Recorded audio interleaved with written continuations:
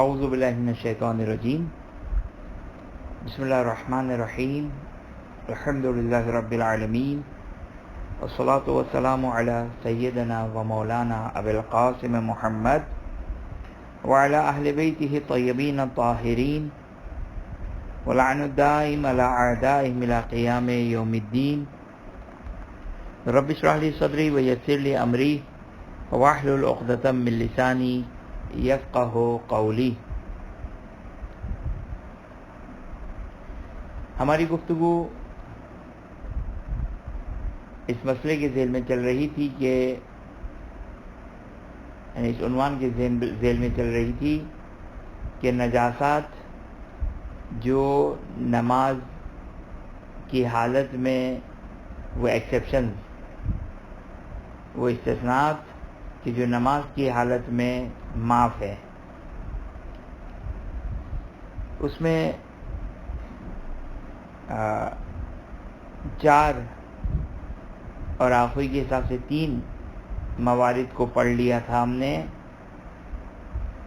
اچھا، 5واں مورد آغا سیستانی نے جو بیان کیا، آغا کوئی نے اس کو بیان نہیں کیا ہے، لیکن مسئلہ آغا خوئی کے لحاظ سے بھی یہی ہے۔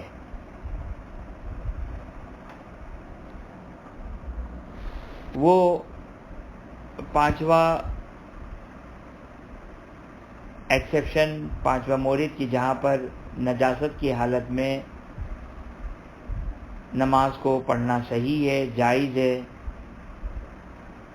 اور قضا کرنے کی ضرورت بھی نہیں ہے، وہ یہ کہ انسان جب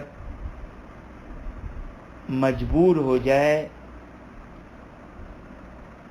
نجاست کو پاک کرنے سے، بدن یا لباس سے۔ اچھا، ہم نے پہلے بھی شاید سوال جواب کے پورشن میں یا پہلے بھی ہم نے اس نقطے کو بیان کیا تھا، لیکن اب کیونکہ بہرحال یہ عنوان ہے تو یہاں پر پھر ہم وضاحت دے دیں۔ سفر کی حالت میں خاص طور پر اگر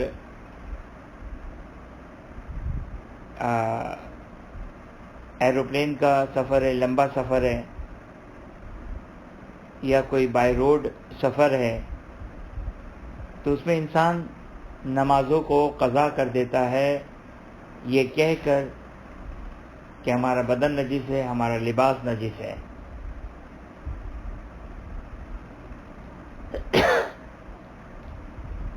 تو پہلے ہم اس نقطے کو بیان کر دیں، پھر اس کی وضاحت کر دیں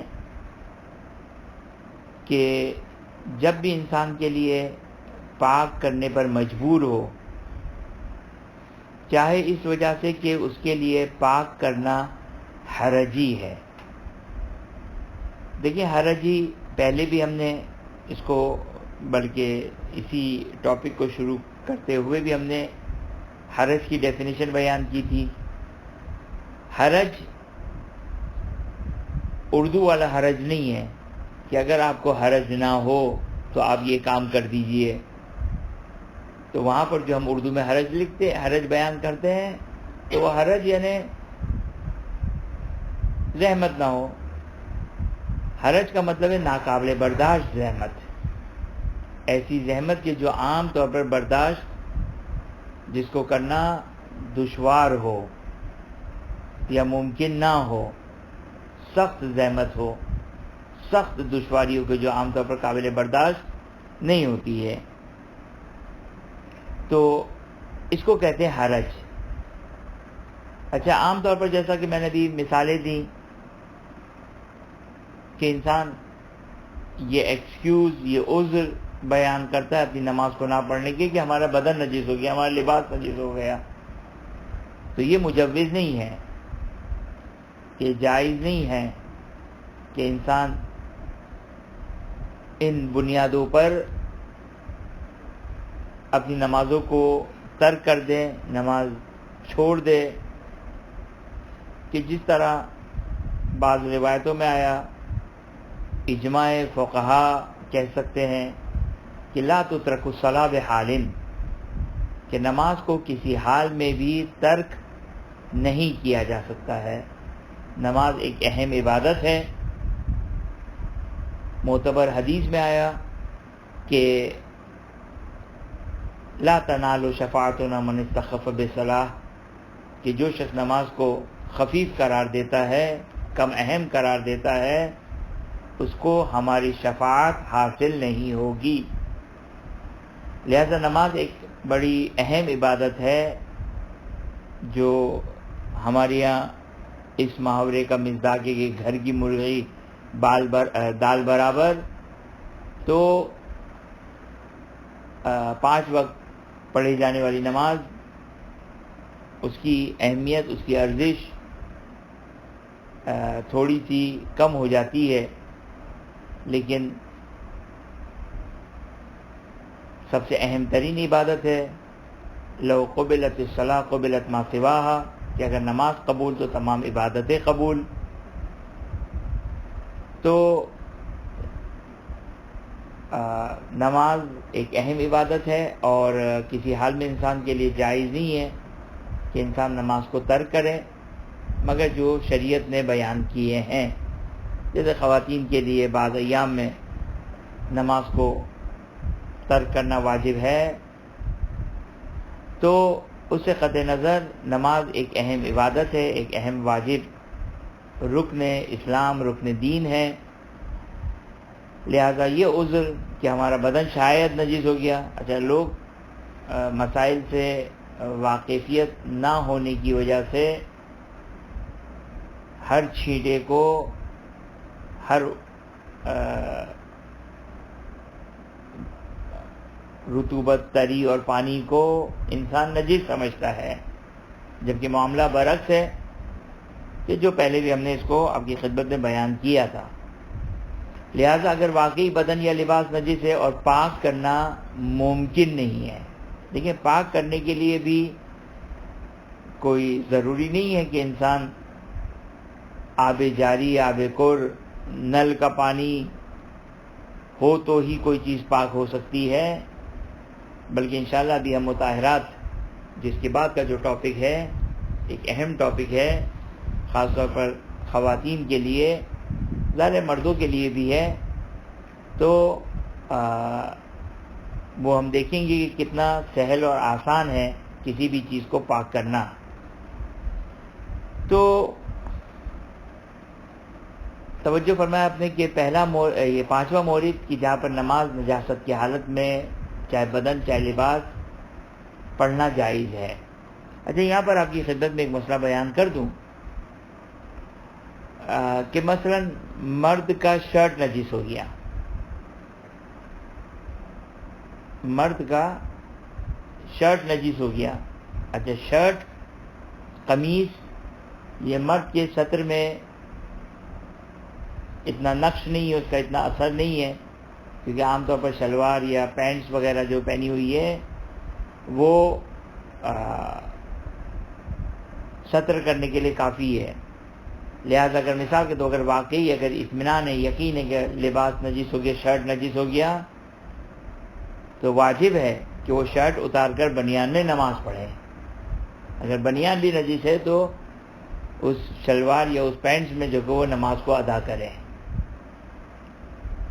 توجہ فرمایا آپ نے، کیونکہ نجس لباس میں نماز نہیں ہو سکتی ہے، اور یہ مجبوری اگر ہے تو پھر یہ کرنا ضروری رہے گا۔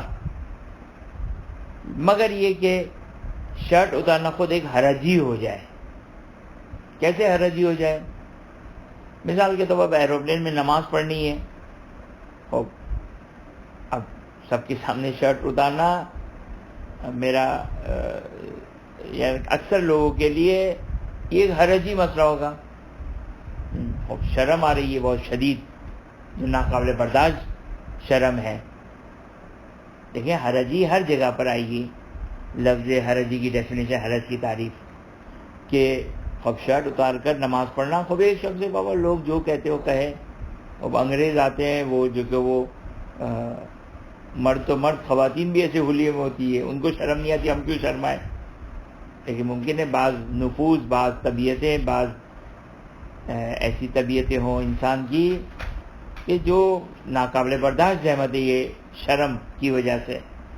تو بہرحال کیس ٹو کیس ڈیفر کرے گا. لہٰذا اگر شرٹ وغیرہ نجس ہو گیا تو خوب شرٹ اتار کے اگر مرد ہے تو نماز پڑھے. توجہ فرمایا آپ نے. بس اگر ممکن ہے پاک کرنا، اس کو اتار کر تبدیل کرنا یا اس کو اتار کے نماز پڑھنا، میں نے تفصیل بیان کر دی ممکن سے مراد کیا ہے. تو یہ اتارنا ضروری ہوگا، اور اگر کچھ بھی ممکن نہیں ہے تو پھر واجب ہے کہ انسان اسی نجاست کی حالت میں نماز پڑھے، اسی نجاست کی حالت میں نماز پڑھے. اور یہ عذر، یہ ایکسکیوز کہ شاید نجس ہو گیا، اچھا شاید کی بنا پر تو نجس بھی نہیں ہوتا ہے، لیکن ہم ہر چیز کو، دنیا کی ہر چیز کو نجس سمجھتے ہیں، لیکن ایسا نہیں ہے، بلکہ یقین یا اطمینان ہونا چاہیے. لہذا ایروپلین کی مثال کے طور پر کموڈ معلوم نہیں کہ جو اس کی بارڈر ہے وہ نجس ہے یا نجس نہیں ہے، لہذا شک کا فائدہ اٹھایا جا سکتا ہے. ایئرپورٹ پہ ہم واش روم میں گئے، پتہ نہیں پاک ہے یا نجس ہے نہیں معلوم ہے، تو اس بنیاد کے اوپر اسے نجس ہی نہیں مانا جائے گا. لیکن اگر فرض کر لیں کہ نجس بھی ہو گئے اور پاک کرنا یا اتارنا ممکن نہیں ہے تو پھر بہرحال اسی حالت میں نماز پڑھنا واجب رہے گا، چاہے حرج ہی کیوں نہ ہو، یعنی حرج کی کیفیت ہی کیوں نہ ہو. اب دیکھیں یہاں پر ایک لفظ آپ کی خدمت میں بیان کر دوں کہ آگے سیستانی کی جو تعبیر ہے، یہ تعبیر، یہ اصطلاح، یہ ٹرم سمجھیں کہ آگے سیستانی پہلے لکھتے ہیں کل نجاست فی البدن او الثوب فی حال الاضطرار. اضطرار تھوڑی زیادہ سخت حالت ہے، جب انسان بہت شدید مجبور ہو. حرج تھوڑی کم سچویشن کو کہتے ہیں. لہذا آگے سیستانی نے تعبیر استعمال کی کہ مجبور ہو، مضطر ہو. مضطر یعنی بہت شدید، یعنی ناممکن نہیں ہے تقریباً. تو وہاں پہ مضطر کہا، پھر آ کر کہتے ہیں کہ ولو لکون ذالک حرجین، کہتے ہیں چاہے اس وجہ سے کہ اس کے لیے حرجی ہے، حرجی ہونے کی وجہ سے. توجہ فرمایا آپ نے یہاں پر. بس یہ جو انہوں نے کہا کہ چاہے وہ حرجی ہونے کی بنا پر ہی کیوں نہ ہو، یعنی حرج ایک تھوڑا سا درجہ جو ہے وہ بہرحال کم ہے. تو کہتے ہیں کہ اس کے لیے جو وہ جائز ہے کہ نجاست کی حالت میں نماز پڑھ لیں. خوب یہاں پر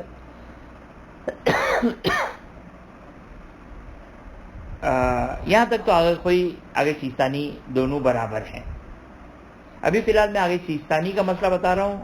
آگے خوئی نے تو اس کو منہاج میں بیان نہیں کیا، لیکن ہم اس کو بعد میں دیکھتے ہیں آگے خوئی کا مسئلہ کیا بنتا ہے. یہاں تک تو بات واضح ہو گئی کہ اسی نجاست کی حالت میں نماز پڑھیں. اس کے بعد آگے سیستانی فرماتے وہ ان کا ذالک فی سعۃ الوقت ہے، اگرچہ وقت وسیع ہی کیوں نہ ہو.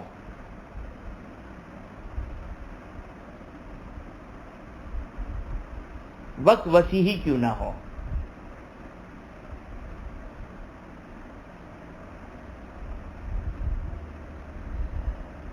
یعنی وقت ہے، ابھی بہت ٹائم ہے، ہم بعد میں جو کہ اس کو گھر جا کے بھی پڑھ سکتے ہیں. تو وقت وسیع ہونے کی صورت میں بھی آگے سیستانی فرماتے ہیں کہ نجاست کی حالت میں نماز صحیح ہے سوائے ایک صورت کے. وہ کیا ہے؟ وہ یہ ہے کہ جب معلوم نہ ہو کہ آخر وقت تک ہم نجاست سے اپنے لباس یا بدن کو پاک کر سکتے ہیں. اگر یقین ہے، ثابت ہے کہ ہم آخر وقت تک اسے پاک کر لیں گے تو پھر اول وقت نماز پڑھنا جائز نہیں ہے. لیکن اگر معلوم نہیں ہے، شاید یہ نجاست آخر وقت تک باقی رہے، شاید ہم گھر نہ پہنچ سکے، نماز قضا ہو جائے، تو اس صورت میں آگے سیستانی فرماتے ہیں کہ اول وقت میں بھی نماز پڑھ سکتے ہیں. وقت کے وسیع ہونے کے باوجود نماز پڑھ سکتے ہیں۔ اچھا، اس صورت میں آگے کوئی کا معاملہ برعکس ہے۔ آخوئی فرماتے ہیں کہ نہیں، بلکہ اگر آپ کو یقین ہے کہ یہ نجاست آخر وقت تک ہم پاک نہیں کر سکیں گے تو آپ درمیان وقت یا اول وقت نماز پڑھ سکتے ہیں، لیکن اگر شاید ممکن ہے کہ ہم آخر وقت میں ہم کو پاک لباس اور بدن کے ساتھ نماز پڑھنے کا موقع مل جائے گا تو فی الحال انتظار کرنا پڑے گا آگے خوئی کے اعتبار سے۔ یعنی دیکھا آپ نے پورا 180 ڈگری کا ڈفرینس ہے دونوں میں۔ آگے سیستانی کہتے ہیں کہ یقین ہے کہ پاکی آخر وقت تک پاکی میں نماز کا موقع مل جائے گا تو ڈیلے کرنا ضروری ہے۔ آگے خوئی کہتے ہیں کہ نہیں، یقین ہے کہ موقع نہیں ملے گا تو وسعت وقت میں نماز پڑھ سکتے ہیں، اول وقت میں نماز پڑھ سکتے ہیں، ٹائم کے وسیع ہونے کے باوجود نماز پڑھ سکتے ہیں اگر یقین یا اطمینان ہے کہ آخر تک یہ سچویشن باقی رہے گی۔ لیکن اگر ڈاؤٹ ہے تو آگے سیستانی کے لحاظ سے ڈاؤٹ میں اول وقت نماز پڑھ سکتے ہیں، لیکن آخری کے لحاظ سے اول وقت میں نماز یا وقت وسیع ہونے کی صورت میں نماز نہیں پڑھ سکتے بلکہ انتظار کرنا پڑے گا۔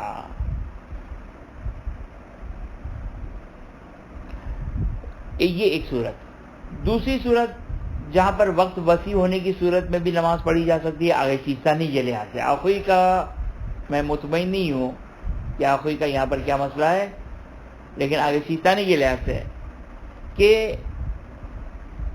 ابھی تقیے کی صورت ہے، پاک کرنا ہمارے لیے لباس کو پاک کرنا وہ تقیے کی وجہ سے ہے۔ مثال کے طور پر اہل سنت کیا فقہ جو کی شراب نجیس نہیں ہے بلکہ پینا ہی حلال ہے ان کے یہاں، ہمارے نزدیک نجیس ہے، تو بدن یا لباس فقہ سے نجیس ہو گیا۔ اب اگر ہم فقہ کو اگر ہم پاک کریں گے تو تقیے کے برخلاف ہے، وہ مخالف یہ کہے گا کہ کیوں تم فقہ کو نجیس سمجھتے ہو، تم شیعہ ہو، اب یہ خلاف تقیہ ہے۔ اچھا، خالی اتنا تقیہ کا مطلب ہے تقیہ خوفی، جان مال اور عزت کا خوف ہے، جان مال اور عزت کا خوف ہے، یہ تقیہ، نہ کہ فقط شیعہ ہونا پتہ چل جائے گا، اب شیعہ ہونا پتہ چل جائے، اس میں کوئی مسئلہ نہیں ہے، لیکن بعض اوقات جان مال اور عزت کا خوف ہے تو یہ تقیہ خوفی کہلاتا ہے۔ بس اگر جو ہے وہ پاک کرنا اور یہاں پر اول وقت نماز پڑھنا تقیہ کی بنیادوں پر ہو، یا نجاست کے ساتھ نماز پڑھنا اگر جو اس کی وجہ تقیہ کی بنیاد پر ہو تو پھر آگے سیستانی کہتے ہیں کہ اول وقت نماز پڑھ لیں، تاخیر کرنے کی ضرورت نہیں ہے۔ آخری کا بہرحال یہاں پر مجھے مسئلہ فی الحال یاد نہیں ہے، کیونکہ تقیہ کی گفتگو جو ہے وہ دشوار سے زیادہ یہ ہے کہ اس کی امپلیمنٹیشن جو بعض جگہوں پر جو فرق کرتی ہے۔ انشاءاللہ کبھی مفصل اگر گفتگو رہے تو انشاءاللہ تقیہ پر گفتگو کریں گے۔ خوب، یہاں تک یہ مسئلہ واضح ہو گیا۔ اچھا، چونکہ آگے کوئی کا یہاں پر یہ والا مسئلہ بیان شدہ نہیں تھا۔ اچھا، خوب، بس انہوں نے کہا کہ اگر حرج کا مورد ہے تو اس صورت میں نجس بدن اور لباس کے ساتھ نماز پڑھنا جائز ہے۔ یہاں پر ایک نکتے کی تفصیل آپ کی خدمت میں بیان کر دیں کہ آگے والے پوائنٹ ہے اس میں انہوں نے اگر کوئی آگے سیستانی نے وہاں پہ بیان کیا، میں یہیں پر بیان کر دوں۔ یہ جو بیان کیا کہ حرج، میں آپ سے سوال کرتا ہوں، خوب غور سے جواب سوچئے گا یا ذہن میں لے کر آئیے گا یا جو بھی جی جائے، سوال یہ کون سا حرج ہے؟ حرج شخصی ہے یا حرج نوعی ہے؟ یہاں پر جو کہا کہ چاہے حرج کی وجہ سے اس کے لیے لباس اور بدن کو پاک کرنا حرج کا سبب بن رہا ہو تو اس کے لیے جائز ہے کہ وہ اس نجس لباس کے بدن میں نماز پڑھ لے، تو حرج شخصی ہے یا حرج نوعی ہے؟ جی احسن، حرج شخصی ہے، یعنی ممکن ہے اکثر لوگوں کے لیے حرج کا سبب ہو، میرے لیے حرج کا سبب نہیں ہے تو میں نجس لباس کے بدن میں نماز نہیں پڑھ سکتا ہوں، لیکن اکثر لوگوں کے لیے ممکن ہے حرج کا سبب نہ ہو، میرے لیے حرج کا سبب ہے، تو میرے لیے جو نماز نجاست کی حالت میں پڑھنا جائز ہو جائے گا اور باقی لوگوں کے لیے نہیں ہوگا. یعنی کیس حرج شخصی کا مطلب کیس ٹو کیس دیکھا جائے گا. یہ ڈیفینیشن یاد رکھ لیں. حرج شخصی کا مطلب ہے case to case, person to person. یہ حرج شخصی ہے. حرج نوعی کی بنیادوں پر جو معافی مل جاتی ہے، حرج نوعی کی بنیادوں پر جو معافی مل جاتی ہے، وہ ہمارے پاس اس کی کم ایگزامپلز ہیں. اور فی الحال جو ہمارے ذہن میں ہے آگے سیستانی اور آخوئی کے اعتبار سے، بلکہ آخوئی کے اعتبار سے، آگے سیستانی کے اعتبار سے بھی نہیں، وہ ہے زخم والی صورت میں پاک کرنا. کہ زخم والی صورت میں پاک کرنا اگر حرج کا سبب، حرج نوعی کا سبب ہے، تو نجاست کی حالت میں نماز پڑھنا جائز ہو جائے گا. خون والی نجاست کے ساتھ نماز پڑھنا جائز ہو جائے گا. ایک یہی مورد مجھے یاد آ رہا ہے کہ ابھی فی الحال، اگرچہ آگے زنجانی کے حوالے سے ایک مثال دی تھی. اچھا، آگے زنجانی تو اصلاً چونکہ ہمارے پاس آیے قرآنی ہے، لا حرج فی الدین ہے، ظاہراً یہی آیت ہے، لا حرج فی الدین، کے دین میں حرج نہیں ہے. تو آگے زنجانی تو کہتے ہیں کہ یہاں پر حرج سے مراد حرج نوعی ہے، لیکن مشہور فقہا آگے سیستانی بھی حرج کو حرج شخصی ہی پر حمل کرتے ہیں کہ حرج کی صورت میں دین میں حرج نہیں ہے. اسی آیت سے تمسک کرتے ہیں اور بہت سارے احکامات جو کہ وہ ایگزیمپٹ ہو جاتے ہیں، اور واجب ہے تو ترک کرنا جائز ہو جاتا ہے، اور اگر حرام ہے تو انجام دینا جائز ہو جاتا ہے. اس میں حرج سے مراد حرج شخصی مراد ہے. یعنی case to case, person to person دیکھنا ہوگا کہ اس کے لیے ناقابل برداشت زحمت ہے یا زحمت نہیں ہے. ظاہراً پوری فقہ میں جتنی ہم نے فقہ پڑھی ہے، جتنی ہم نے مسائل دیکھے ہیں، فقہ پڑھی ہے، اس میں صرف اس مورد کے علاوہ، زخم والے مورد کے علاوہ کہ زخم کی صورت میں نماز نجاست کی حالت میں پڑھ سکتے ہیں جب زخم ہو، تو وہاں پر آگے کوئی نے کہا کہ اس کو پاک کرنا حرج نوعی کا سبب بنتا ہو. یہ ایک واحد مثال ابھی ہے فی الحال ذہن میں جو ہمارے آ رہی ہے کہ حرج شخصی، عام طور پر جو حرج شخصی ہی کرائٹیریا ہے. یہ یاد رکھیے گا. خوب، اچھا، اس کے بعد 5 موارد آگے سیستانی نے بیان کیے کہ 2 مورد کو آگے خوئی نے عنوان نہیں دیا. ایک نجاست کو اٹھانا نماز کی حالت میں، اس کو انہوں نے عنوان نہیں دیا ایکسیپشن میں. یہاں پر ایک نقطہ آپ کی خدمت میں عرض کر دوں. اب نہیں معلوم آخوئی اس نقطے کی طرف متوجہ تھے یا نہیں تھے، اس وجہ سے انہوں نے یہ بات کہی یا نہیں کہی. ممکن ہے آخوئی کہے آگے سیستانی کو کہ توجہ کریں یہ نقطہ کہ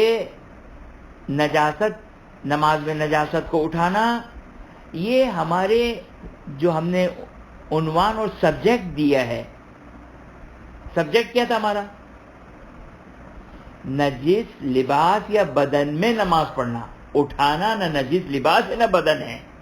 تو ممکن ہے آپ کوئی کہے کہ ہم نے اس لیے اس کو کاؤنٹ نہیں کیا. توجہ فرمایا آپ نے. اگرچہ آخوئی نے مسئلے میں بیان کیا، لیکن اس کو بے عنوان 1 2 3 کر کے نہیں بیان کیا. اب نہیں معلوم آخوئی نے اس وجہ سے بیان نہیں کیا، تو خدا بہتر جانتا ہے کہ آخوئی کے دل میں کیا تھا، یا اصل تو آگے حکیم کی عبارت ہے. ممکن ہے یہ وجہ ہو. اور چوتھی اور 5ویں چیز جو آگے سیستانی نے بیان کی، اس کو آخوئی نے اصلاً مسئلے میں بھی بیان نہیں کیا، لیکن چونکہ خارج ہمیں معلوم ہے آخوئی کا مسئلہ، وہ تھا مجبور اور حرج ہو انسان کے لیے پاک کرنا بدن یا لباس. تو اس وجہ سے بھی انسان نجس لباس یا بدن کے ساتھ نماز پڑھ سکتا ہے، جس کی تفصیل بیان کی.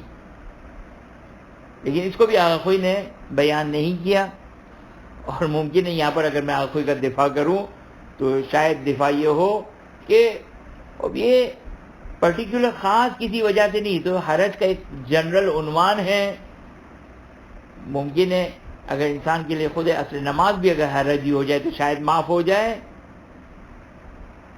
اصل نماز حرج ہو جائے تو شاید معاف ہو جائے، بلکہ شاید کیا بالکل معاف ہو جائے گی. اگر حرجی ہے تو ممکن ہے یہ بھی کوئی کے دفاع میں شاید بات کہی جا سکے کہ اس کو بھی خاص بیان کرنے کی ضرورت نہیں ہے کہ ہم اس کو پوائنٹس کے حساب سے بیان کریں. علی ای حال یہ تو ہم پھر ایسے ہی آخوئی کا دفاع کر رہے تھے. تو یہ 5واں پوائنٹ ہے. اچھا اب چوتھا پوائنٹ جس کو آخوئی نے چوتھا پوائنٹ قرار دیا اور آغا سیستانی نے اس کو پوائنٹ نہیں قرار دیا, اور واضح ہے کہ آغا سیستانی نے اس کو پوائنٹ اس لیے نہیں قرار دیا کہ وہ مانتے نہیں ہیں. آغاخوئی نے بھی, اگرچہ آغاخوئی بھی وہ چوتھے پوائنٹ کو نہیں مانتے ہیں, اشکال لگاتے ہیں, لیکن انہوں نے چوتھا پوائنٹ ڈسکس کیا ہے. شاید ممکن ہے صاحب منہاج الصالحین یعنی جو کہ آگے محسن الحکیم کی لکھی ہوئی ہے شاید وہ مانتے ہوں گے اور انہوں نے اس کو چوتھا پوائنٹ کے عنوان سے بیان کیا. تو چونکہ عام طور پر جب کتاب ایسی لکھی جائے کہ جو اصل کتاب جس سبجیکٹ سے لکھی جا رہی ہے یا جس شخص نے جس عنوان سے لکھی ہے اس کو اس کی شکل و صورت ویسی ہی برقرار رکھی جائے. اگرچہ آگے سیستانی نے مسائل منہاج میں بہت سارے ایڈیٹنگ کی ہے, امینڈمنٹ کی ہے, اور ترتیب سے مراد یہ کہ مسائل میں جہاں پہ ایکسٹرا اضافی مسائل تھے, حتیٰ ایک چیپٹر جو پہلے بھی گزر چکا ہے ایک ایکسٹرا چیپٹر بھی انہوں نے ڈال دیا آگے سیستانی نے. بہرحال چوتھی چیز کیا ہے کہ جس کو کوئی آگے سیستانی اشکال لگاتے ہیں. پہلے میں آگے سیستانی کی عبارت کو پڑھ لیتا ہوں کیونکہ چھوٹی سی عبارت ہے, پھر آگے کوئی کی عبارت کو پڑھتا ہوں. آگے سیستانی یوں فرماتے کہ المشہور بین الفقہا. ایک نقطہ آپ کی خدمت میں عبارت ٹرم کے اعتبار سے بیان کر دوں, جہاں پر فقی مشہور کہتا ہے, مشہور ہے, جیسے آگے خوئی نے کہاں پر کہا ہے, عیسائی اور یہودی کی نجاست کو کہا کہ مشہور یہ کہتے ہیں کہ پاک ہے. مشہور جب کہے تو اس کا مطلب کہ ہمارے نزدیک اشکال ہے, کیونکہ بہت سارے فتوے ایسے ہیں کہ جس میں مشہور قائل ہیں اور آپ بھی قائل ہیں, تو آپ نہیں کہتے مشہور فقہا یہ کہتے ہیں. مشہور کی اصطلاح عام طور پر احتیاط واجب کے لیے استعمال کی جاتی ہے. بس آگے سیستانی فرماتے ہیں کہ مشہور بین الفقہا رضوان اللہ تعالی علیہم یہ ہے کہ وہ عورت جو بچے کی کفالت کرتی ہے, تربیت کرتی ہے, اب چاہے ماں ہو, بہن ہو یعنی خالہ ہو بچے کی, پھوپھی ہو, میڈ ہو, سب شامل ہو جائیں گے.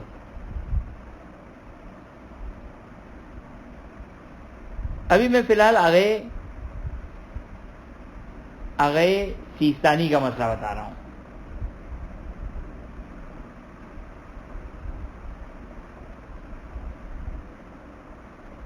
خوب عجیب اختلاف ہے آگے خوئی اور آگے سیستانی میں.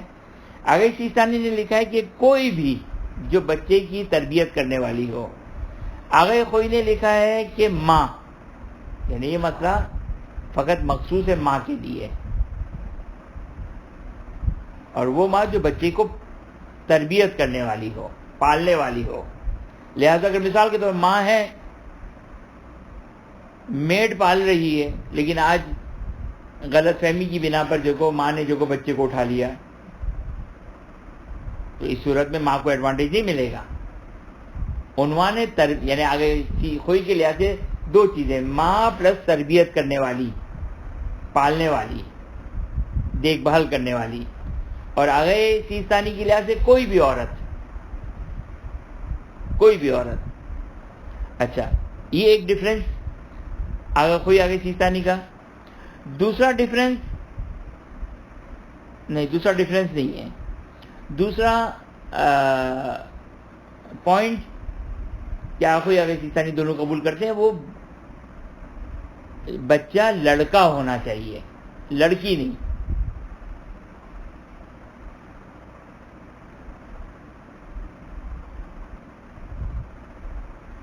اچھا چونکہ مشہور فقہا کی بات ہو رہی ہے, ورنہ آگے سیستانی کے لحاظ سے انشاءاللہ مطہرات میں ہم پڑھیں گے کہ بچے کے پیشاب میں جو ایک آسانی ہے پاک کرنے میں، اس بچے میں چاہے بچی ہو یا بچہ ہو، لڑکا ہو یا لڑکی ہو، یہ مشہور کے فتوے کے خلاف آگے سیستانی نے بات کی ہے ظاہراً.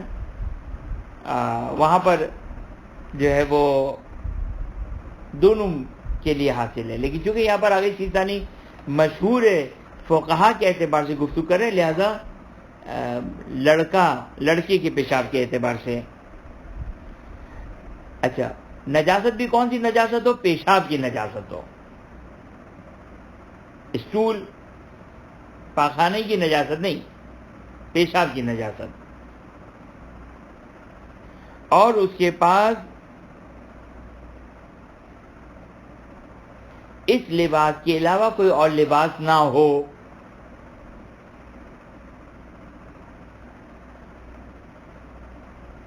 یہ ایک شرط ہوئی.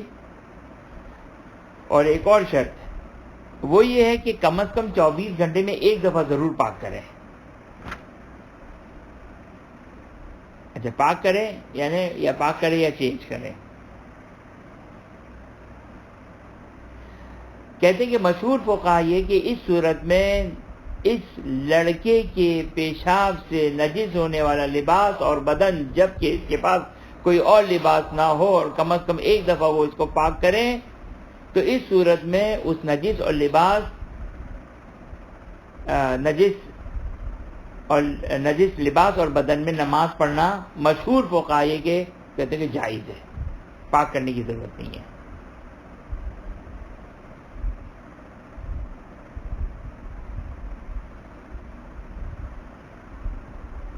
اچھا،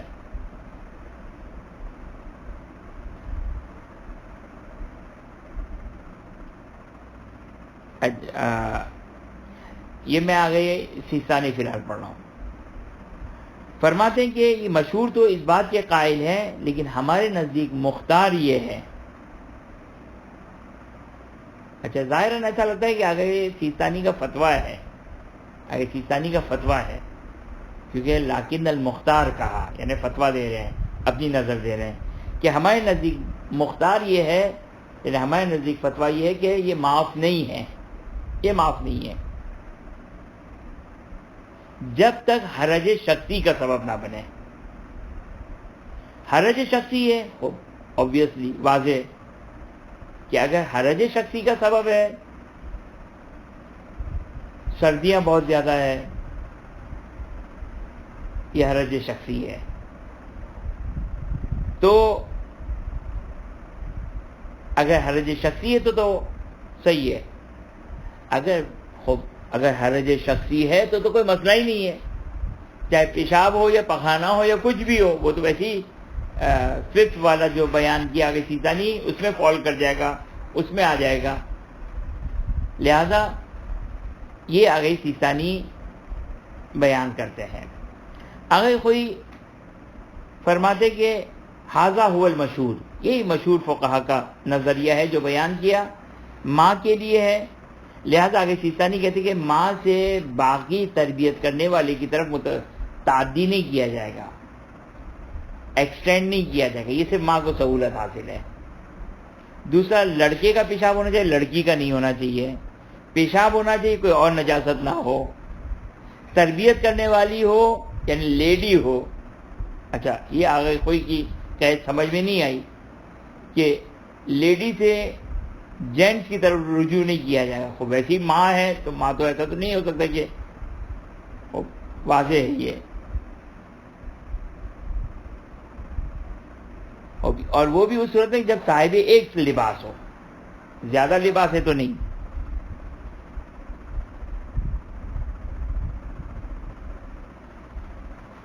کہتے ہیں کہ مشہور یہی ہے کہ یہ پیشاب جو کہ وہ لڑکے کا پیشاب ماں کے لیے جو تربیت کرنے والی ہے، مشہور فقہا یہ کہتے ہیں کہ اس سے نجاست کی حالت میں نماز پڑھی جا سکتی ہے. پھر فرماتے کہ لیکن احتیاط یہ ہے کہ احتیاط واجب یہ کہ یہ معاف نہیں ہے. اور یہاں پر ایک نقطہ آپ کی خدمت میں بیان کر دیں، توجہ کریں. یعنی اگر باپ کے لباس پر اگر پیشاب لگا اور ماں کے لباس پر بھی پیشاب لگا تو ماں کے لیے احتیاط واجب کی بنا پر پاک کرنا ہو جائے گا، اور باپ کے لیے فتویٰ یہ ہے کہ پاک کرے. تو جو فرمایا آپ نے یہ ڈفرینس ہے دو کے درمیان. یہ آگے خوئی کے اعتبار سے ہو جائے گا. پھر آگے کوئی فرماتے الا مال حرج شخصی، مگر اگر حرج شخصی کا سبب بنتا ہے تو صحیح ہے. حرج شخصی تو معلوم ہے، آپ کی خدمت میں عرض کیا کہ حرج شخصی کی بنا پر جو ہے وہ نجس حالت میں نماز پڑھنا جائز ہے، اور حرج کی وجہ سے جو ہے وہ حکم شرعی تبدیل ہو جاتا ہے. کیوں؟ اس لیے کہ قرآن کی آیت ہے کہ لا حرج فی الدین ہے، دین میں حرج نہیں ہے. کیا مطلب دین میں حرج نہیں ہے؟ یعنی خداوند متعال نے کوئی ایسا حکم نہیں بنایا جو حرج کا سبب بنتا ہو. توجہ فرمائے آپ نے. مگر یہ کہ توجہ فرمائے، مگر یہ کہ بعض ایسے احکام ہیں جو جس کی بیس ہی حرج پر ہے. مثال کو جہاد کرنا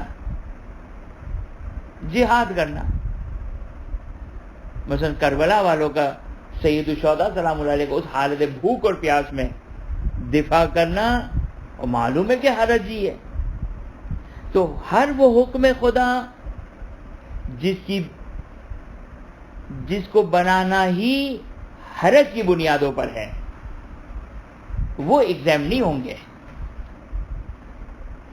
بلکہ وہ استثناء اور ایگزامٹ ہے حکم حرجی سے، حکم خدا سے، کہ جو عام طور پر تو حرج ہی نہیں ہے، لیکن سچویشن کی وجہ سے آج حرجی ہو گیا. مثلا روزہ رکھنا کوئی حرجی تو نہیں ہے، لیکن ممکن ہے ایک شخص کی جاب ایسی ہے، ایک شخص کا کام ایسا ہے، ایک شخص کا مثال کے طور پر بدن کی کمزوری ایسی ہے کہ اس کے لیے روزہ رکھنا حرج ہی ہے. تو لا حرج فی الدین یہاں پر ایگزامٹ کر دے گا. کس کو ایگزامٹ کر دے گا؟ روزے کے واجب ہونے سے. اس کے لیے روزہ واجب نہیں، کیونکہ اصل روزہ حرج ہی نہیں ہے. لیکن جب خداوند متعال ایک حکم کو بناتا ہی ہے کہ جس کی بنیاد حرج کے اوپر ہے، جیسے جہاد، اور مثلا ممکن ہے جہاد اس سخت گرمی میں، کیونکہ عام طور پر جہاد حرج ہی ہے، تو ایسے احکامات الہی ایگزام نہیں ہے لا حرج کی دلیل کی وجہ سے. خوب انشاءاللہ جو فقہ میں تھوڑا سا انٹرسٹ رکھتے ہیں ان کے لیے اشارہ کر دیا ہم نے. خوب یہاں تک یہ بات مکمل ہو گئی، یہ چیپٹر بھی مکمل ہو گیا. اس کے بعد کا جو چیپٹر ہے وہ ہے مطہرات. اور مطہرات اس کو ہم اس کی ڈیفینیشن پہلے ہم اس کو اس لفظ کو ذرا سمجھ لیں. مطہرات کہ اس کا جو روٹ ورڈز ہے روٹ ورڈز اس کے توئیں ہے رے، دو چشمی ہے رے، توہر یعنی پاک، طہارا طہورا طہورا، یہ توہر یعنی پاک. مطہرات یعنی ان چیزوں کا بیان کہ جو پاک کرنے والی ہیں. تقریباً 12 چیزیں ہیں کہ جو پاک کرنے والی ہیں، یعنی وہ چیزیں جو کسی نجس چیز کو پاک کر دیں گی. ہر وہ چیز جو کسی نجس چیز کو پاک کرے اسے کہتے ہیں مطہر، یعنی پاک کرنے والی. وہ چیزیں مطہرات پلورل ہے، سنگولر ہے اس کا مطہر، پلورل بنے گا اس کا مطہرات. مطہرات اس کی پلورل ہے. تو سب سے پہلا جو مطہر ہے وہ ہے پانی. اچھا، ویسے تو جو عین نجس ہے، دیکھیے ہمارے پاس 2 اصطلاح ہے، عین نجس، متنجس. پہلے بھی ہم نے شاید اشارہ کیا تھا. عین نجس کس کو کہتے ہیں؟ وہ 10 یا 11 چیزیں جس کو اسلام نے نجس کہا ہے. پیشاب، پخانہ، خون، منی، مردار، کتا، سور، کافر، یہ ہے عین نجس. یہ عین نجس. اگر کوئی پاک چیز ان سے ٹچ ہونے کی وجہ سے نجس ہو جائے تو اس کو کہتے ہیں متنجس. اب سوال یہ ہے کہ پانی جو پاک کرنے والا ہے کسی عین نجس کو پاک کرتا ہے یا نہیں کرتا ہے؟ اچھا، کتے کو تو پاک نہیں کرے گا پانی. سمندر میں ڈال دیں وہ کتا پاک نہیں ہوگا. لیکن کیا کوئی ایسا عین نجس ہے جس کو پانی آ کر پاک کر دے؟ تو آگے سیستانی کہتے کہ وہ ایک ہے. وہ کیا ہے؟ مسلمان کی میت کو غسل دینا. مسلمان کی میت کو جب غسل دیا جائے تو وہ عین نجس کو پاک کر دیا. اچھا، باقی کوئی بھی ایسا عین نجس نہیں کہ جس کو پانی پاک کر سکے. ہاں، میرا بدن اگر پیشاب سے نجس ہو گیا، پیشاب لگا ہوا ہے تو میرا بدن تو متنجس ہے، وہ پانی سے پاک ہو جائے گا. لیکن عین نجس کہتے ہیں کہ مسلمان کی میت جب مر جاتا ہے انسان، اس کے مرنے کے بعد اس کی باڈی، اس کا جسم نجس ہو گیا. اب وہ پاک کیسے ہوگا؟ جب اسے 3 غسل دے دیے جائیں. جب اسے 3 غسل دے دیے جائیں. وہ کہتے ہیں کہ یہ جو وہ غسل میت میں اس کی بحث گزر چکی ہے.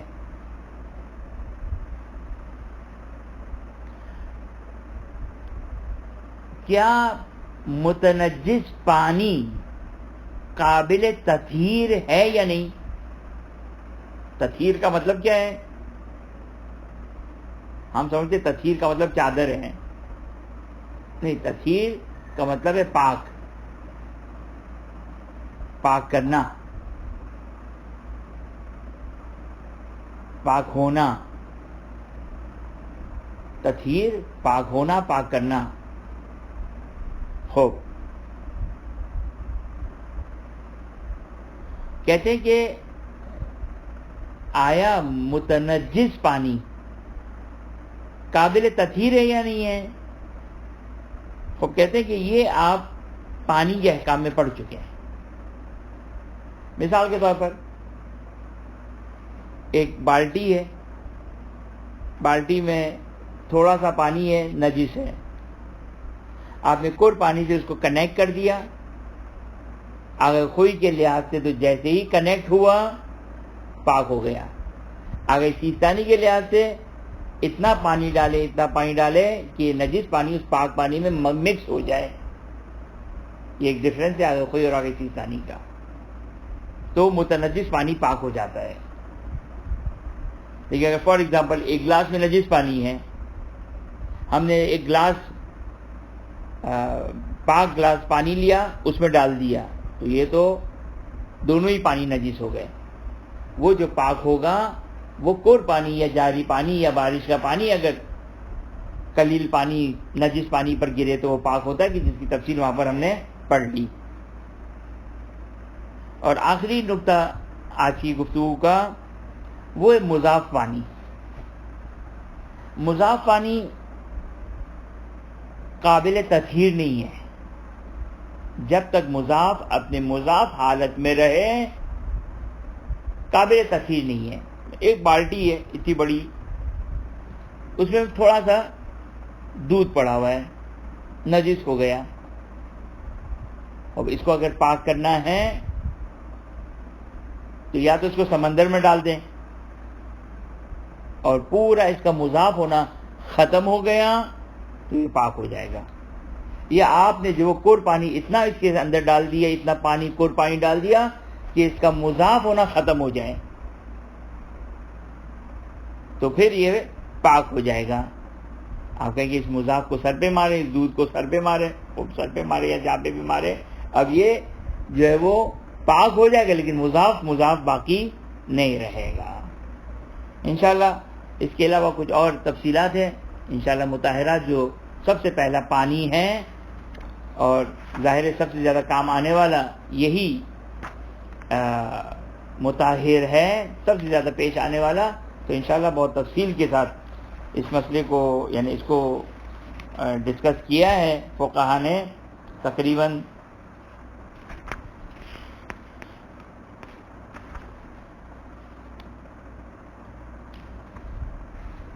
تقریباً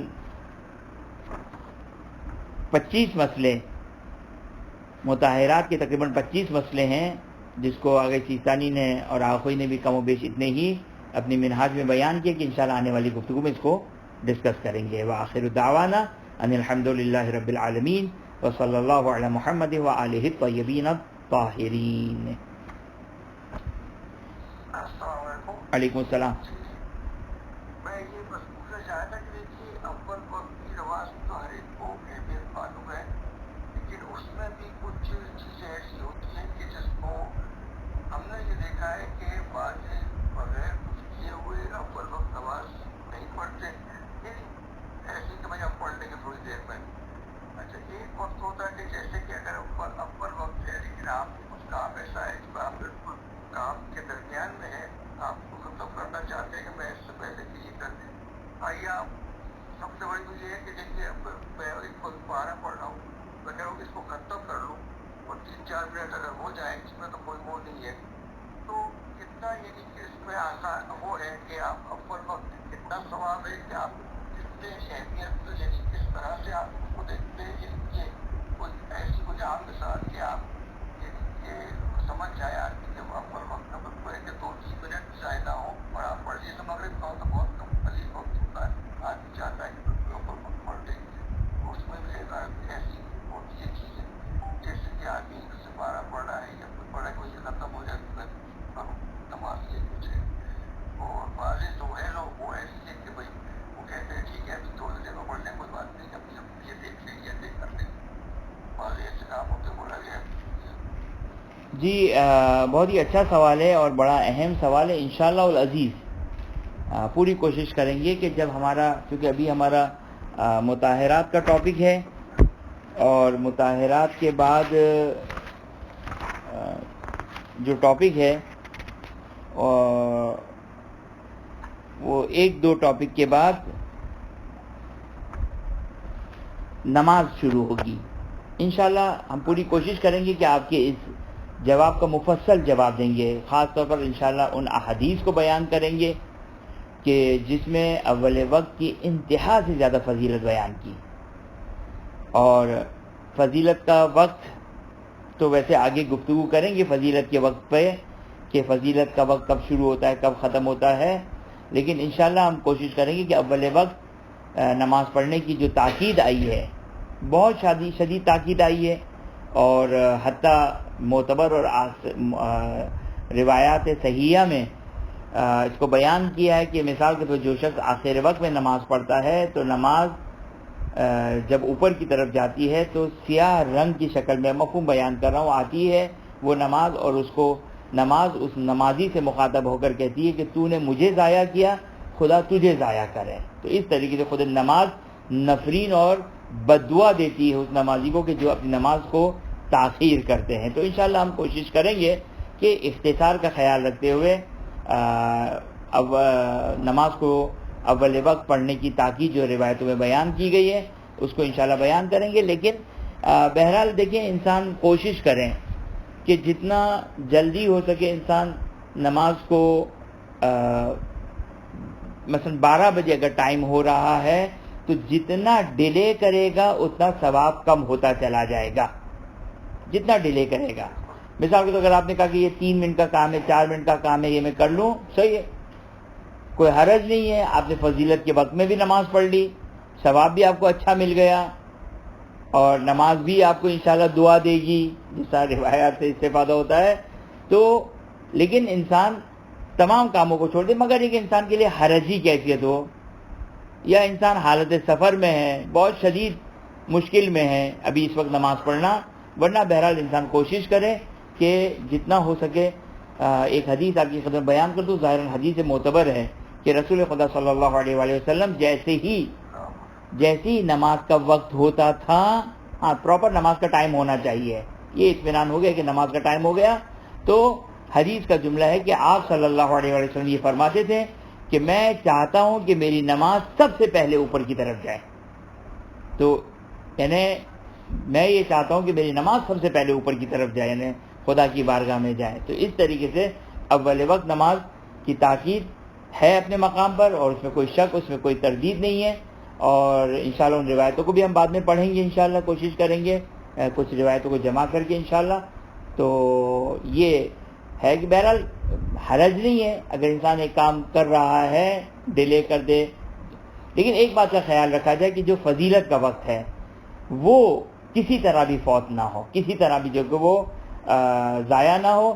میں آپ کی خدمت میں روایت کا خلاصہ بیان کروں کہ مثلا مغرب، جیسا کہ آپ نے بھی اشارہ کیا کہ مثلا مغرب کی جو فضیلت کا وقت ہے، اب یہ موسم ٹو موسم ڈیفر کرتا ہے، تقریباً 40 to 50 منٹس اس کا مغرب کی فضیلت کا وقت تقریباً باقی رہتا ہے ہمارے جیسے علاقوں میں.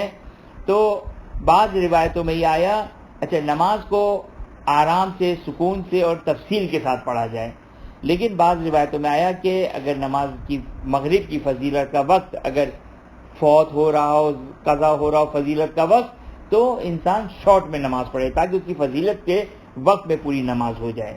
اور مغرب کی نماز فضیلت تو اصلا بعض فقہا تو اصلا کہتے تھے کہ اہل سنت کی طرح جو کو فضیلت کے وقت کے بعد نماز مغرب قضا ہو جاتی ہے، قضا ہو جاتی ہے. جیسے صاحب ادائق علامہ ابو یوسف بحرانی جو ہے وہ اس بات کے قائل تھے کہ مغرب کا وقت جو ہے وہ فوت ہو جاتا ہے، قضا ہو جاتی ہے 40-50 منٹ کے بعد.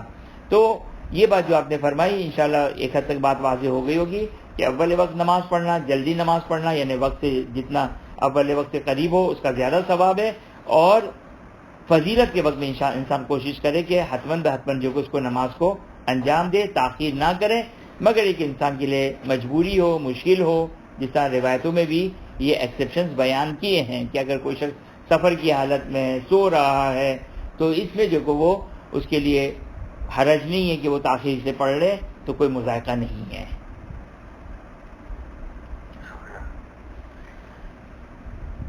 خدا کی بارگاہ میں دعا گو ہیں کہ خداوند ہمیں علوم محمد و آل محمد علیہ السلام حاصل کرنے کی توفیق عطا فرما، اس کو سمجھنے کی توفیق عطا فرما، اس پر عمل کرنے کی توفیق عطا فرما.